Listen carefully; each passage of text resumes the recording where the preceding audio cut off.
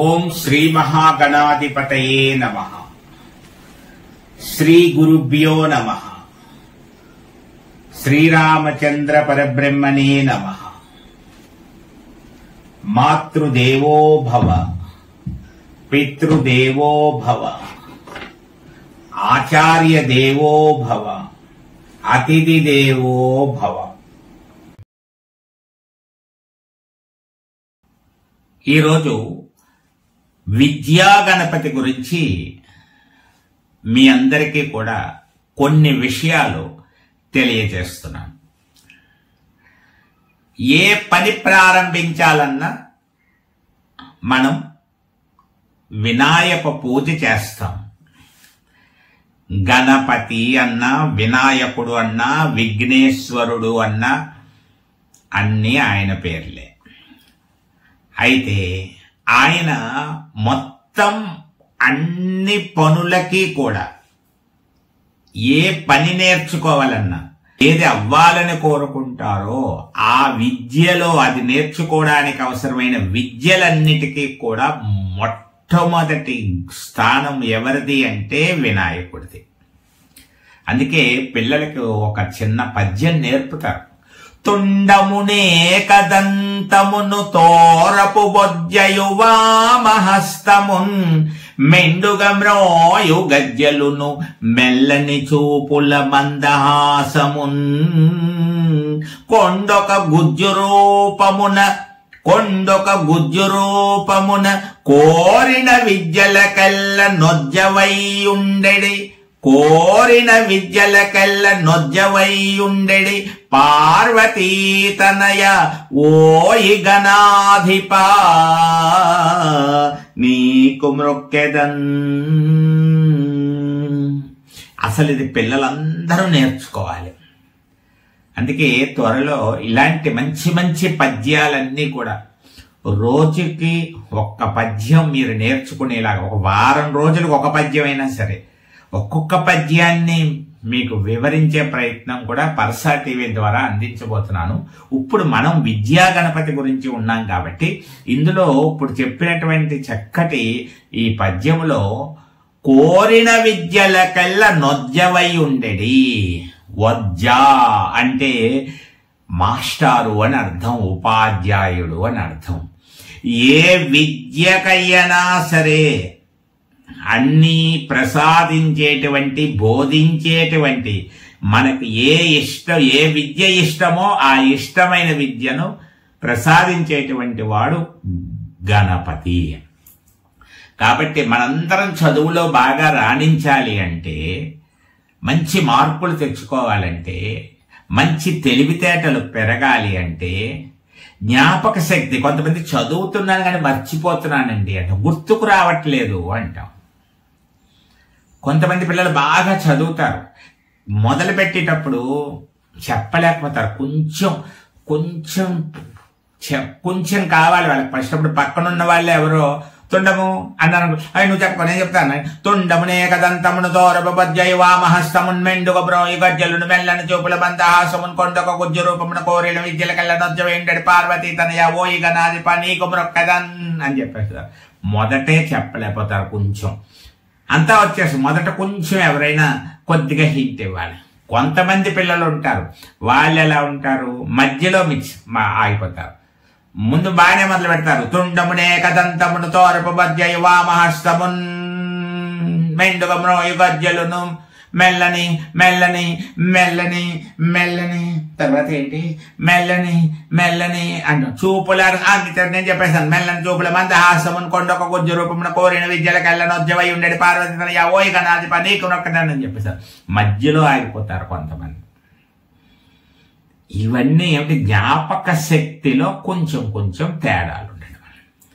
అవన్నీ సరిగ్గా ఉండి బాగా గుర్తు పెట్టుకొని చక్కగా వ్రాయాలంటే అందరూ కూడా గణపతిని పూజించాలి. గణపతి పూజ చేస్తూ ఉండాలి, గణపతిని అనుకుంటూ ఉండాలి. అయితే పిల్లలకి బోల్డ్ హోంవర్క్స్ ఉంటాయి, చదువుకోవాలి, ఇవన్నీ ఉంటే వాళ్ళ పూజలు ఎలా చేయాలో ఏమిటో తెలియదు. మరి ఎలాగా అనుకుంటే ఏమీ మీరు ప్రత్యేకించి ఏ పూజలు చెయ్యక్కర్లేదు.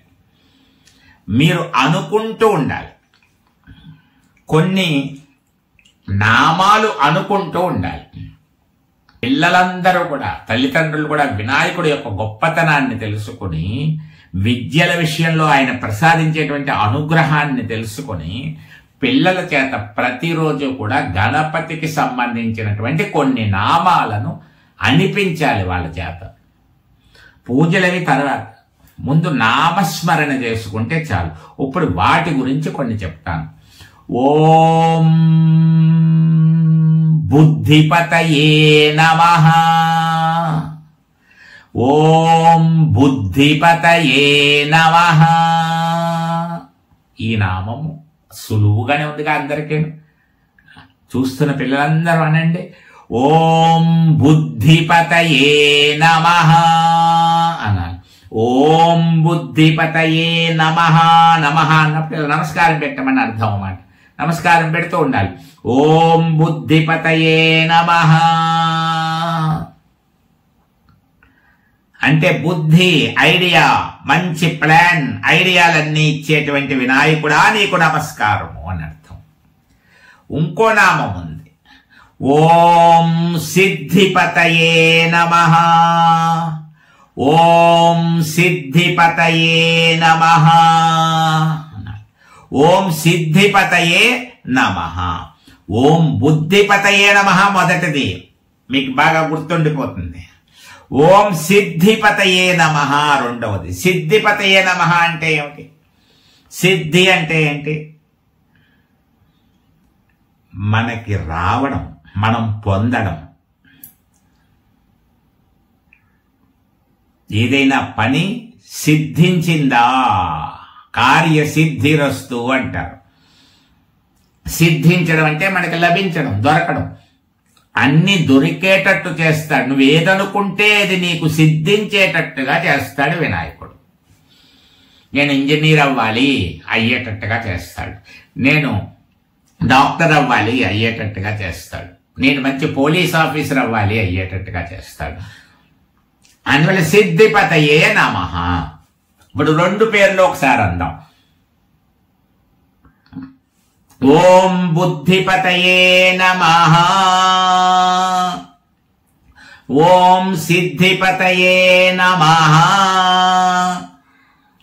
మూడో నామం ఉంది. మూడో నామం ఓం వ్రాతపతయే నమః. ఓం వ్రాతపతయే నమః. వ్రాత, రాత కాదు, వ్రాతపతయే నమః. ఓం వ్రాతపతయే నమః. వ్రాతకి కూడా పతి, పతి అంటే హెడ్ అని అర్థం, అధిపతి అని అర్థం. వీటన్నిటికీ మూలం, నాయకుడు, లీడర్ ఎవరయ్యా అంటే బుద్ధి ఇవ్వాలన్నా, సిద్ధిని ఇవ్వాలన్నా, వ్రాత మనకి మంచి వ్రాతనివ్వాలన్నా అన్నిటికీ ఆయన చేతిలోనే ఉంది. ఆయనే హెడ్, ఆయన దగ్గరే ఉంటాయి. వ్రాత అంటే రైటింగ్, మంచి హ్యాండ్ రైటింగ్. మనం రాసింది అర్థం అవ్వదు. ఒక్కొక్కళ్ళు రాస్తారనుకోండి. ఇప్పుడు చదువుకునే పిల్లలు, ఇప్పుడు 7వ తరగతి 8వ తరగతి పిల్లలు, నేను ఒకసారి స్కూల్లో ఉన్నప్పుడు ఒకళ్ళు సరదాగా కూరగాయల పేర్లు రాయండిరా అన్నాను. అంటే వాళ్ళు రాశారు. ఒక అమ్మాయి రాసింది అసలు ఏమీ అర్థమవుతుంది. బగలదపలు అంది. బగలదపలు ఏమిటి, కూరగాయ ఎక్కడుంటుందా అర్థం లేదు. చూస్తే అది బంగాళాదుంపలు. ఇదేమిటా అనుకున్నాం. ఇలాగా కొన్ని పేర్లు చాలా విచిత్రంగా రాసింది అమ్మాయి. వకయాలు అంది. వకయాలేంటా అని ఆలోచిస్తే వంకాయలు, వంకాయలకి వకయాలు రాసింది. అలా చాలా చిత్రంగా అందరూ క్లాస్ అంతా నవ్వును. అంటే మనం రాసింది ఇంకోళ్ళకి తెలియట్లేదు. నువ్వు వంకాయలు అనుకుంటున్నావు, కానీ మిగతా వాళ్ళు ఎవరైనా చూస్తే వకయలు అంటుంది. వకయలు ఏమిటా అర్థం. అందువల్ల మనం రాసింది అందరికీ అర్థం అవ్వాలి. చక్కగా వెరీ గుడ్, బాగా రాసావు అన్నట్టుగా ఉండాలి. అందువల్ల ఆ వ్రాత కూడా బాగుండేటట్లు, మనం వ్రాసింది అందరికీ అర్థమయ్యేటట్లు చేసేటువంటి వాడు కూడా వినాయకుడు. అందువల్ల మనం ఏం చేయాలి, ఆయనకు ఇంకొక పేరే వచ్చింది, వ్రాతపతి అనేటువంటి పేరు వచ్చింది. ఇప్పుడు జాగ్రత్తగా చూడండి. ఓం బుద్ధిపతయే నమః, ఓం సిద్ధిపతయే నమః, ఓం వ్రాతపతయే నమః. బుద్ధిపతి, సిద్ధిపతి, వ్రాతపతి. ఈ వ్రాతపతయే నమః అనలేకపోతున్నారు అనుకోండి, ఓం బుద్ధిపతి, ఓం సిద్ధిపతి, ఓం వ్రాతపతి అని కూడా అనుకోవచ్చు. కానీ నమస్కారం చేస్తున్నాను అంటే చాలా మంచిది కదా. అందువల్ల సిద్ధిపతయే నమః, బుద్ధిపతయే నమః, వ్రాతపతయే నమః. 3 అయ్యాయి కదండి. చక్కగా ఇంకొక నామం ఉంది. ఓం విద్యాపతయే నమః, ఓం విద్యాపతయే నమః. విద్యాపతి దాన్ని ఏమన్నారు, విద్యాపతి. విద్యలన్నిటికీ అధిపతి ఆయనే. 4 నామాలు అయ్యాయి. మళ్ళీ ఒకసారి 4 అనేద్దాం. ఓం బుద్ధిపతయే నమః, ఓం సిద్ధిపతయే నమః, ఓం విద్యాపతయే నమః, ఓం వ్రాతపతయే నమః. ఈ 4 నామాలు మీకు బాగా వచ్చేయాలి. ఇంకొక నామం చూద్దాం. ఇంకొక నామం ఓం సుముఖాయ నమః, ఓం సుముఖాయ నమః, ఓం సుముఖాయ నమః, సుముఖాయ నమః. ముఖము అంటే ఫేస్, మన ముఖము. ఆ ముఖము ఎలా ఉంటుందంట, సు అనే మాట చేర్చాలి. సుముఖాయ నమః. దీనికి వ్యతిరేకం ఉంది, ఆపోజిట్, విముఖం. విముఖం, సుముఖం, విముఖం. మనకి సుముఖం కావాలి. సుముఖం అంటే అర్థం ఏంటంటే ఒప్పుకోవడం, ఇష్టంగా ఉండడం. ఏది అడిగినా ఇవ్వడానికి ఇష్టంగా ఉండడం. మనం ఏదైనా అడిగామనుకోండి, నీ పెన్ ఒకసారి ఇస్తావా అన్నాం. ఇప్పుడు నీకు ఇష్టమే అనుకోండి ఇవ్వడానికి, మీకు నచ్చిన ఫ్రెండే అనుకోండి ఇవ్వడానికి. అప్పుడు మీరు ఏం చేస్తారు, ఓకే ఎస్ టేక్ ఇట్ అని చెప్పేసి ఇదిగో తీసుకో అని పెన్ను సంతోషంగా ఇస్తారు. నీకు ఇవ్వడానికి ఇష్టం లేదు, ముఖం కూడా మార్చు. అమ్మా నేను ఇవ్వడం, నేను ఎందుకు ఇస్తాను, అప్పుడు ఎప్పుడో అడిగితే నువ్వు ఇచ్చావా అని ఏదో చెప్తారు. ఇష్టంగా లేదు నీ ముఖం. ఏమంది ఇష్టం. ఎవరో మీ అమ్మగారు ఎవరో కలిపోని ఇవ్వరా, అడుగుతున్నారు కదా, అక్క అడుగుతోంది కదా అని, తమ్ముడు అడుగుతున్నాడు కదా అని ఏదో చెప్పి అక్కని ఫ్రెండ్ ఒకసారి ఇవ్వరా అంటే, అమ్మా నేను ఇవ్వనమ్మా, నేను ఆడికి ఇవ్వను అంటాం. అది విముఖం. కానీ వినాయకుడిని అడిగితే ఇవ్వను అండుట. ఆయన ఎప్పుడు ఎలా ఉంటాడట, ఇవ్వడానికి సిద్ధంగా ఉంటాడు. ఎవరైనా అడిగితే, ఆయన దగ్గరికి వెళ్ళి అడిగితే తీసుకో తీసుకో అన్నట్టుగా, దా అది కావాలా నీకు, అది పట్టుకెళ్ళు అన్నట్టుగా ఉంటాడట ఆయన. అందువల్ల ఆయనకు పేరు వచ్చేసింది, ఏమంది, సుముఖాయ నమః. ఎప్పుడు ఇష్టంగా రెడీగా, ఎవరైనా అడిగితే ఇచ్చేద్దామని రెడీగా ఉంటాడట. చెయ్యి అభయహస్తం అంటే అల్లా పెట్టి రండి ఇచ్చేస్తానన్నట్టుగా ఉంటాడు. భయం లేదు, రండి నేను ఇచ్చేస్తాను మీకు అన్నట్టుగా అభయం ఇచ్చేస్తూ ఉంటాడు. అందువల్ల ఆయనకు పేరు ఇచ్చేసింది, ఏమంటే సుముఖాయ నమః అని. అప్పుడు ఆయన వినాయకుడిని ఎప్పుడు కూడా స్వామి ఇష్టంగా ఉండి నేను అడిగితే, ఒక్కసారి అడుగుతూ ఉంటాం మనం ఇంటి దగ్గర, నాన్నని కానీ అమ్మని కానీ అడుగుతుంటాం. నేను ఒకటి అడుగుతాను, నువ్వు ఇవ్వాలి, కాదనకూడదు. మరి చెప్పాక అడిగే కాదనుకో, ముందే చెప్తున్నాను ప్లీజ్ కాదనో కదా, అనంతరా బాబు చెప్పు అంటాం. అప్పుడు నాకు ఐస్ క్రీమ్ కొని పెట్టాను, 5 స్టార్ చాక్లెట్ కొని పెట్టాను, లేకపోతే సినిమాకి తీసుకెళ్ళాను, ఏదో అంటాం అనుకో. ఇప్పుడు కాదు వద్దన్నారు, నేను ముందే చెప్పానా నువ్వు వద్దనకూడదని అంటాం.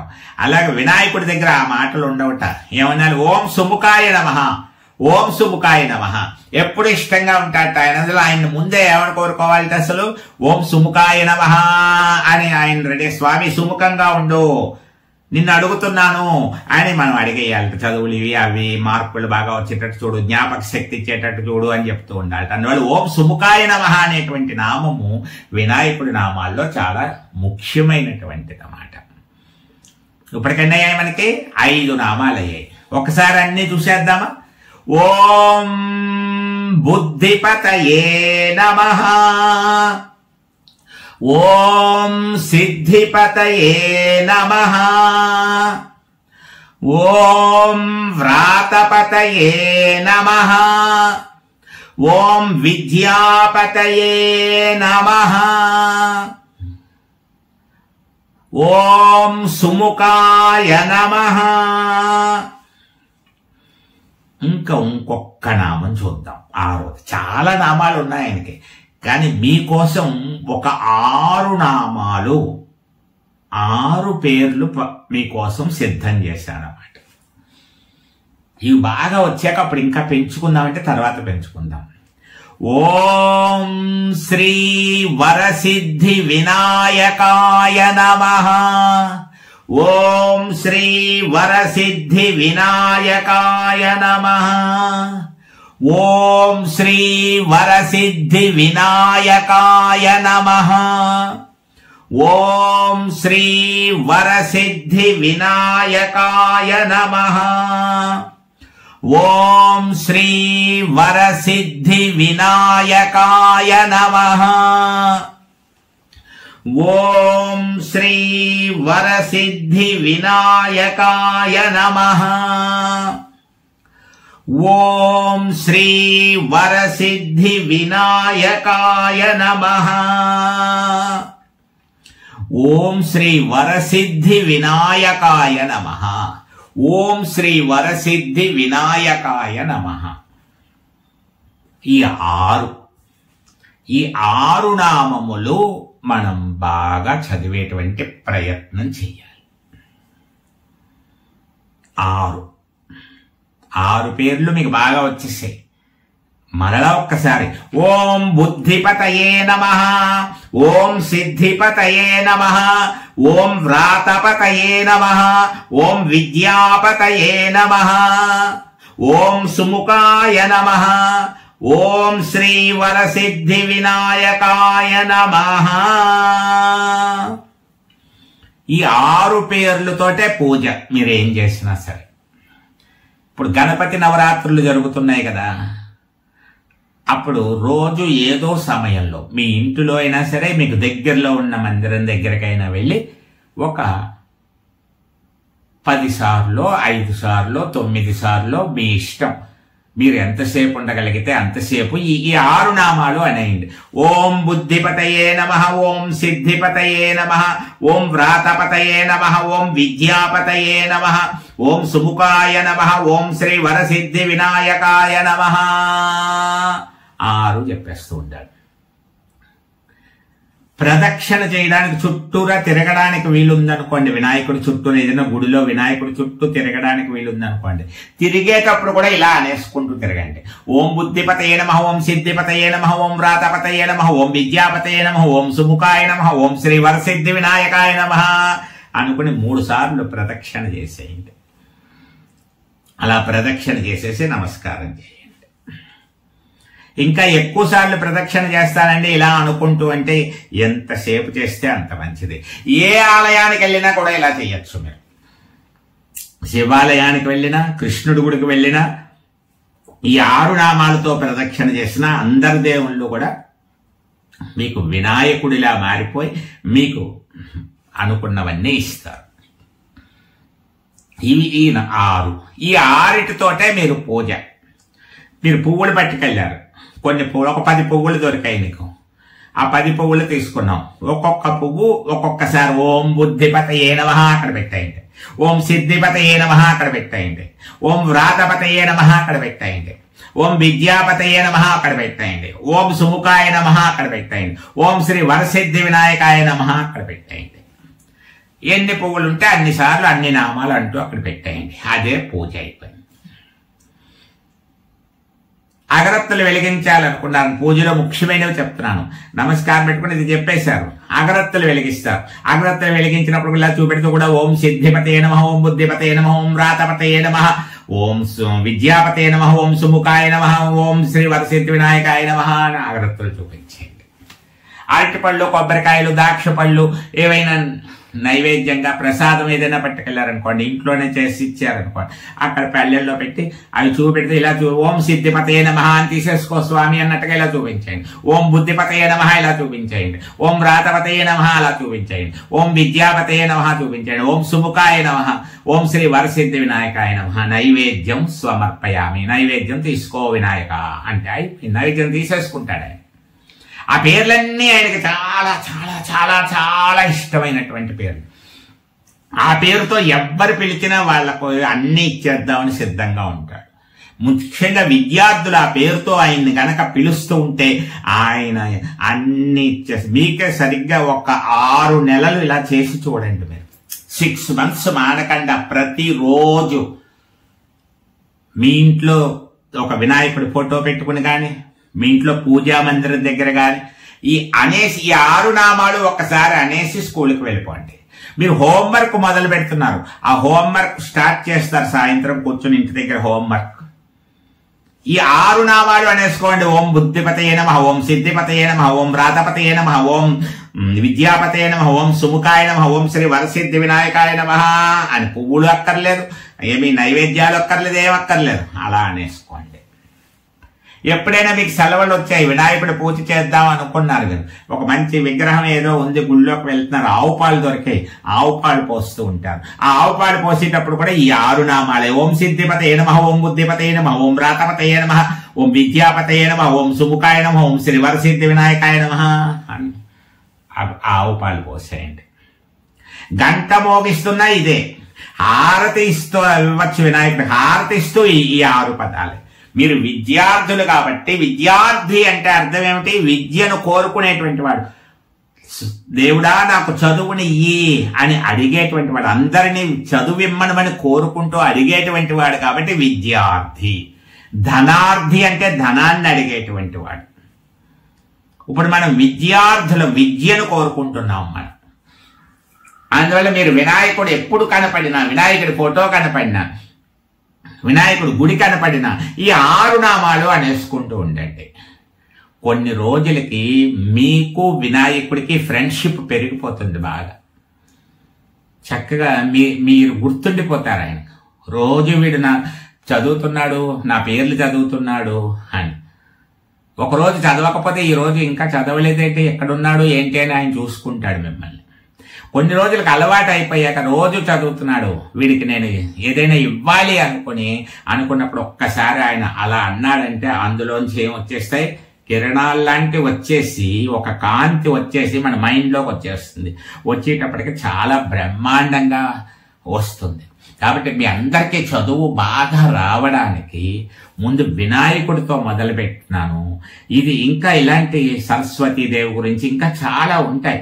అవన్నీ కూడా మీకు ఒకటొకటిగా పర్సా టీవీ ద్వారా వివరిస్తూ ఉంటాను. ముందు ఇప్పుడు మాత్రం ఏం చేయాలి? ఈ 6 బాగా చదువు, ఈ 6 నామాలు చదువుతున్నాడు. గురువారం నాడు ఇవి చదివితే ఇంకా చాలా మంచిది. చవితి అనేటువంటి తిథి వచ్చినప్పుడు కానీ, వినాయకుడు గుడికి వెళ్ళినప్పుడు కానీ, వినాయకుడి పూజలో కానీ ఇవి అనుకుంటూ ఉండాలి. ఇవి ఎన్నిసార్లు? 1,00,000 సార్లు అనుకుంటే ఒక జపము చేసినట్టు అయిపోతుంది. 1,00,000 సార్లు. అమ్మ బాబోయ్ 1,00,000 అనుకోవద్దు, లెక్కక్కర్లేదు. కానీ రోజు అనుకుంటూ ఉండండి. కొన్ని రోజులకి 1,00,000 అయిపోతుంది. 6 నెలల్లో 1,00,000 అయిపోతుంది. మీరు పడుకునేటప్పుడు కూడా ఇంకా నిద్రపోతున్నారు, ఇంకా నిద్ర వస్తుంది, పడుకుందాం. ఒక్కసారి ఓం బుద్ధిపతయే నమః, ఓం సిద్ధిపతయే నమః, ఓం వ్రాతపతయే నమః, ఓం విద్యాపతయే నమః, ఓం సుముఖాయ నమః, ఓం శ్రీ వరసిద్ధి వినాయకాయ నమః అని నిద్రపోదు.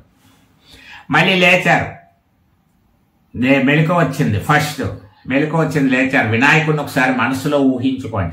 ఎదురుగుండా లేచినప్పుడు కనపడేలా వినాయకుడి ఫోటో ఉంటే పెట్టుకుని ఒక్కసారి వినాయకుడిని అలా ఫస్ట్ అలా చూస్తే చాలా మంచిదిట.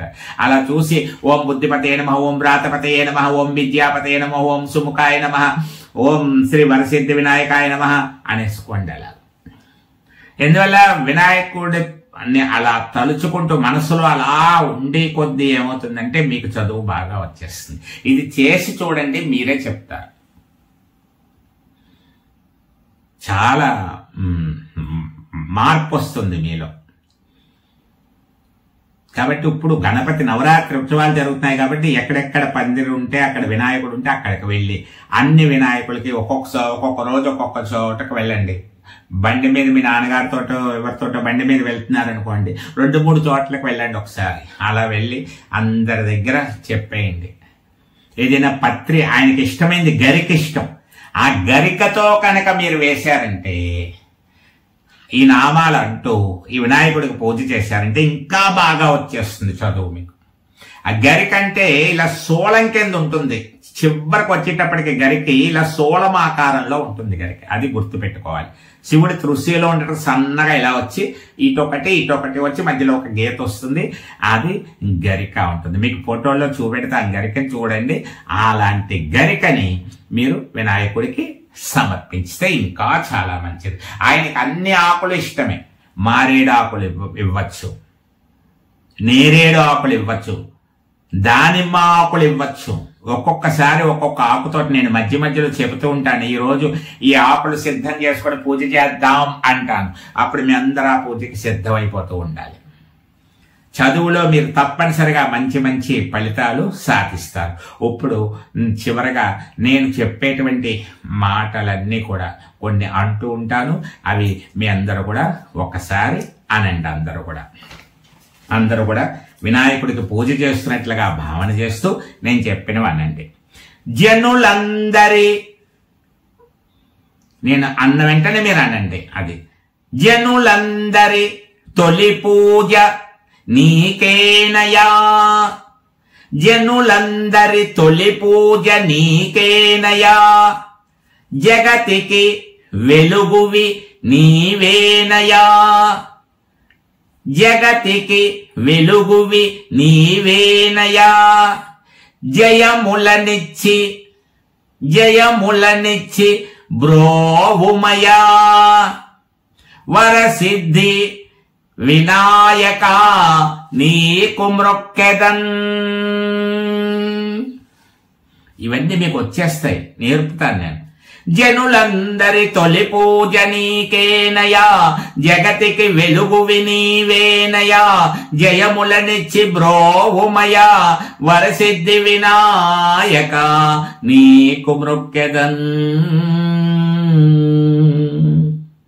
ఇవన్నీ కూడా మీరు చదువుకోవడానికి వీలుగా అందుబాటులో ఉంటే ఒకసారి నన్ను కలిస్తే నేను ఇవన్నీ ఉన్న పుస్తకం ఒకటి మీకు ఇస్తాను. విద్యలో విజయాలకు అని ఒక పేజీ ఉంటుంది. ఒకవేళ మీరు దూర ప్రాంతాల్లో ఉన్నారు అంటే వాట్సాప్ నెంబర్ ఉంటుంది.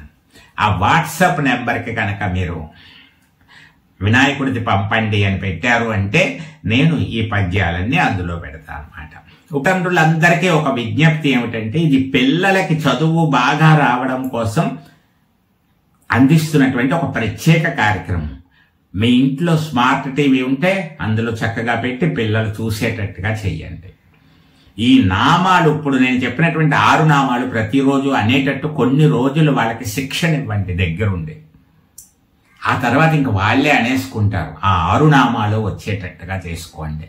ఆ విధంగా చేస్తే చాలా విద్యలో మంచిగా రాణిస్తారు. ఇంకా ఇలాంటి అనేక కార్యక్రమాలు మీకు అందించే ప్రయత్నం చేస్తున్నాను.